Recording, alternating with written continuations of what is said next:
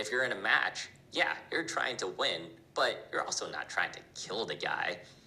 You know, when when the fight goes down to the ground and you're trying to work for that submission, and maybe you get an arm lock or a chokehold, you know, you're not, you don't see people, you know, yanking those arms the other way until the elbow breaks, or you know, just choking someone out so hard that you know, they collapse the trachea. You know, it's a very controlled use of force to get them to submit, and that's the key word. They're submitting.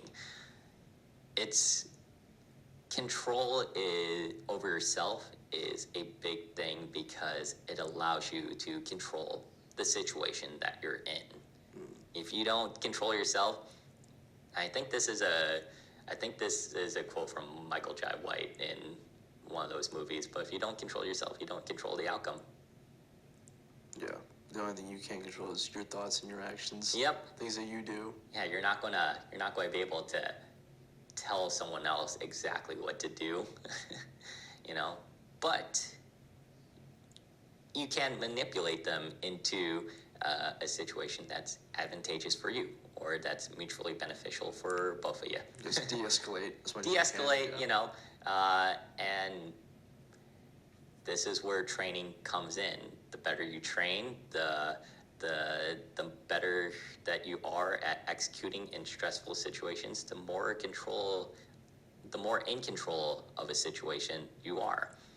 And you know, if you could let a guy off easy by, you know, getting a few good punches in and they walk away, or you know, you get them in a chokehold and they're like, okay, we're done. That's great, you know, and it's better than, you know. Yeah, you won. Yeah, you know. It's better than knocking him to the ground, and you know, it's like, well, now I have to explain this to the police. They have to write up a report. I have to worry about getting sued and stuff like that. You know, I think fighting is good for the mind and the body and the soul when you know what you're fighting for or why you're fighting. It could be recreationally. It could be for fitness. You know, you could be defending yourself against an actual threat. But I don't think ego, I don't think, you know, standing your ground for, I don't know, nothing that's actually worth it is worth fighting for, you know? you know, bar fights, street fights are not worth it. Yeah. Anything. I mean, just walk away. What'd you lose? Nothing. You may not even see the person Yeah, you probably for won't the see rest them of your ever life. again, yeah. Who knows? So, we talked about your wushu competitions. Did you only do exhibitions, or was there like matches? Like, does wushu have matches? I'm not too familiar. So in the sport of wushu, there's taolu, the forms and the weapons. That's Okay, purely that part. exhibition. Okay. You know, it's kind of like gymnastics, where you do your routine, you get your score. The next guy does their routine, they get their score. Then there's sanda, the kickboxing aspect, and that is a contact sport. I love sanda. It's great.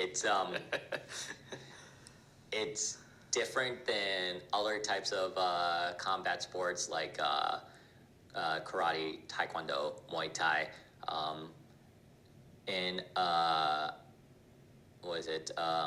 American style karate, you know, you'll be in a ring with some half walls put up, and you could get ringed out by just getting pushed out of the boundaries. Same thing for like taekwondo and Muay Thai. Well, actually, not Muay Thai. You can't get ringed out because you are in a ring, and if you get pushed against the ropes, you know, you're stuck there, and you gotta get out.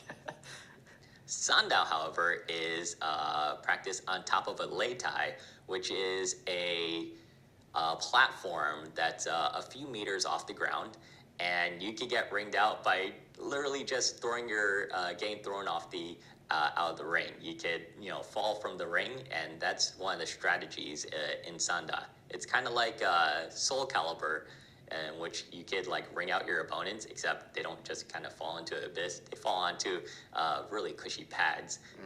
Was it a couple of meters on floor level? Have you ever competed like in Sanda one-on-one? No. Never competed. I've sparred, I've practiced it, but I've mostly stuck to my specialization. Just in wushu. Okay. Yep. And that's mainly because if you try to focus on too many things at once, sometimes you're not particularly good at anything. And when you're looking to win in competitions, you really just got to focus in on what you're trying to win. Yeah. You gotta practice one kick 10,000 times. Yep. For my wushu competitions, I would choreograph my form. I would practice it over and over and over again, multiple times per day. And in each individual aspect of my form, I would practice dozens of times per session alone. And you just run the same form over and over and over again, trying to get better at it. When you get to your competition, you see your score, and you see what everyone else's score is, and you see, what you can do better. Maybe you slightly change your form to be more optimized for competition, but you're not going to like change the whole thing from the ground up. You just keep on iterating until you get better scores, and you keep on practicing and practicing those movements over and over again until you get better scores. And it's really just doing that one kick 10,000 times until it is as perfect as can be.